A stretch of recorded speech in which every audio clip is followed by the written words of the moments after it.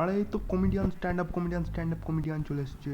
না না, stand up comedian comedian কিছু না, এমনি একটু মজার জন্য করি আর কি। জোক শোনাও না একটা, জোক জোক। এখন যোগ শোনাবো? মানে এখন তো কদিন আগে পরীক্ষা শেষ হলো না, কি হয়েছে, শোনাও সেই জন্য শোনাও। যোগ অত মনে নেই এখন।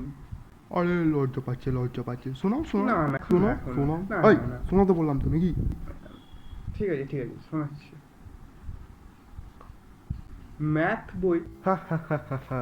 কি হলো কি হলো, এখন যোগ শুরু হয়নি, যোগটা বলি। ও আচ্ছা আচ্ছা, জোক শুরু হয়নি, বলো বলো। ম্যাথ বই সবসময় দুঃখিত থাকে কেন বলুন তো? কারণ ম্যাথ বইয়ের অনেক প্রবলেম থাকে।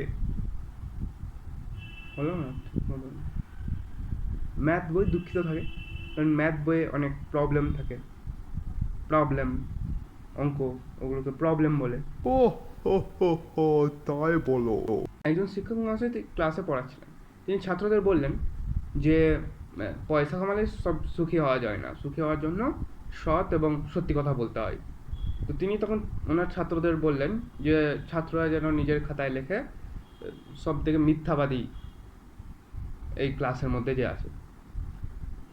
তো রোমেনের খাতা নিয়ে শিক্ষক মহাশয় অবাক। 1 নম্বরে শিক্ষক মহাশয়ের নাম, এটা বুঝলেন না?